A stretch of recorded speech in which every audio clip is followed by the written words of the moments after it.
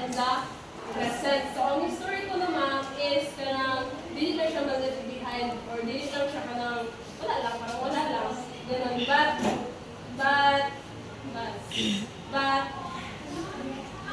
But kanang mag-exist gapon siya sa present is because kung wala mo tayo past, dili ka maka-move forward sa to present, and without the past also, we will not become a better version of ourselves. Okay, let's give a clap to Miss Yaga.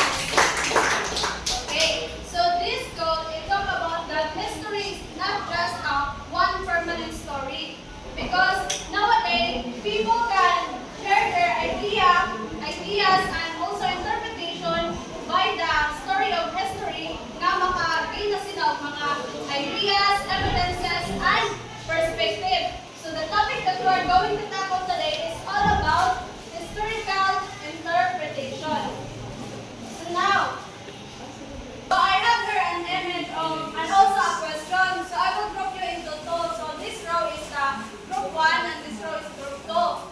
So, nagkaroon ako time para mag-brainstorming and then maghatag mo one representative kung ano yung mga answer sa kanang question. So, di ba, why do people have different perspective in history? So, mag-focus namin the Philippine Revolution in 1896. Then, why is it important to listen to many viewpoints about sa Philippine Revolution? Sige na, yung minaw. Mag-circle mo, then mag-brainstorming.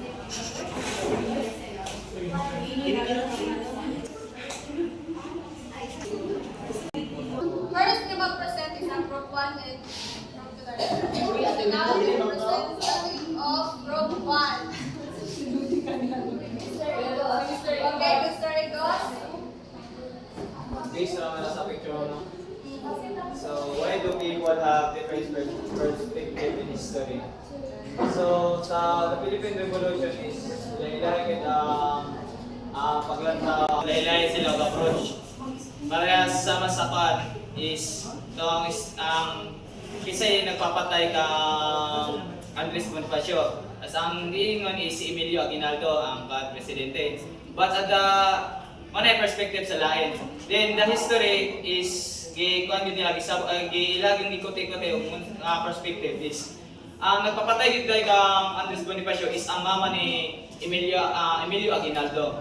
Since na kuan gyud nila na Manila perspective po sa lain no. Laylay magud og paglantaw ang mga individual sa laylay og perspective ang individual tungod kay kani laylay sila approach kini nga bahin is na murag tibali bitog na disorganized kani kay mo ni ahong gi kuptan nga evidence nga kini is mo ni ang hitabo kang Andres Bonifacio kay si Emilio Aguinaldo ang nagpatay. Din sa lain sabis ang mama ni Emilio Aguinaldo ang napapatay kang Andres Bonifacio. Then mo ni answer na sa kan mama mo daw people have different perspective in history. Dahil o kan bitaw nga contextualization nga naabot sa ilaha nga para pagpansan. Then why is it important to listen to many viewpoints? So dili mo mosulod ang kaning kuan na kinahanglan gyud nimo nga mamati o kaning naminaw sa lain-lain nga mga viewpoints kay basin diha pag nga mga viewpoint is nako kay mga kuha nga mga context nga masunod sa imo nga pagsabot bitaw nga ay diri nga kaning viewpoint is what like parehas rami sa kaning viewpoint nga kuan. Then sa kuan kani wala tawag ingag nga kinahanglan gyud mo aminaw or mamati sa lain nga mga viewpoints kay basin di ay ang imong viewpoint pod kani nga viewpoint is really mao then basin kini nga kani nga viewpoint is napoy ano yung okay para sa imong mga viewpoints nga mo align sa imong gusto.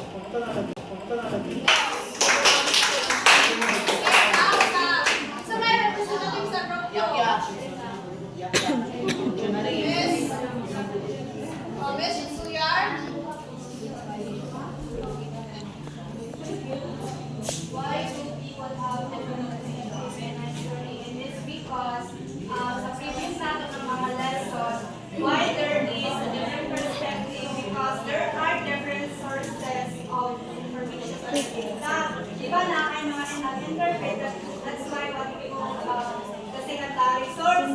So, ang secondary source, hukman sila, so lain-lain sa dakilang mag-interpret, kaya lain na sila ang perspective, kapabasa sila sa primary source, so dili na siya kukuha. It depends na lang sa tao.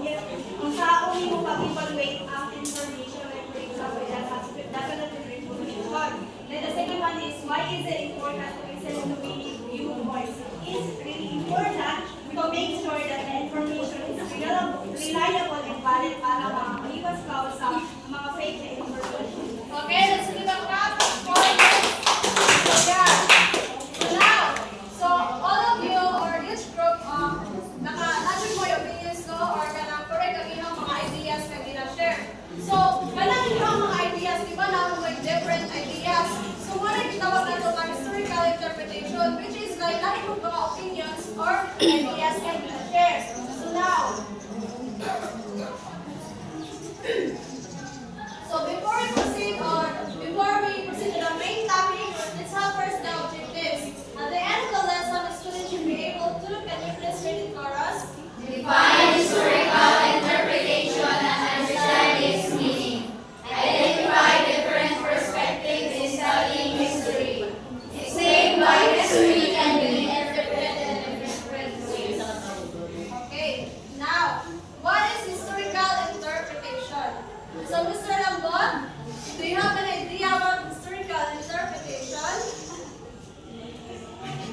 Okay, so when we talk about historical interpretation, it is about the process of analyzing and understanding historical events through different perspectives. So, for example, kung gusto rin mo maibawan ang kung saan nahitabo sa Philippine Revolution in 1986, dapat mamati ko ka sa uban viewpoints or others perspective. Kaya para makagain ka og idea nga, ay ang nahitabo dahil sa Philippine Revolution is mao ni ang perspective sa Filipino is dahil po ang perspective sa Spanish. So, by the help of historical interpretation, it is the study of who is telling the story and what they tell or unsay lahang kanang idea bitaw nga nganong naka-istorya man sila about ana nga event.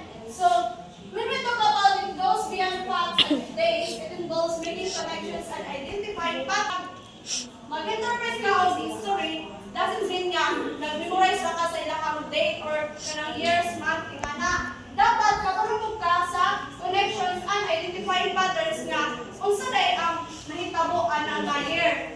Unsa day ay ang kanang mga perspective or mga panghitaboan nga year or kanang month nganong need man jud nato ka mahibaw-an.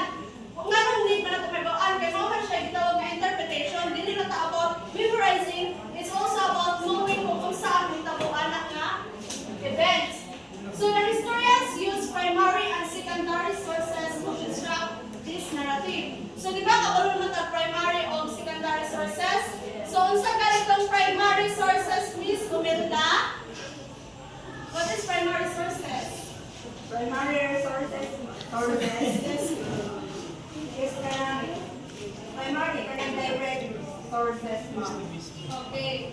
How about the secondary sources, Mr. Lambon?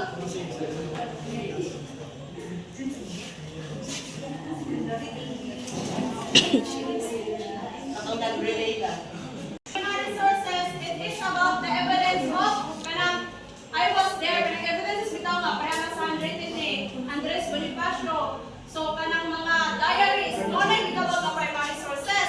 Then as to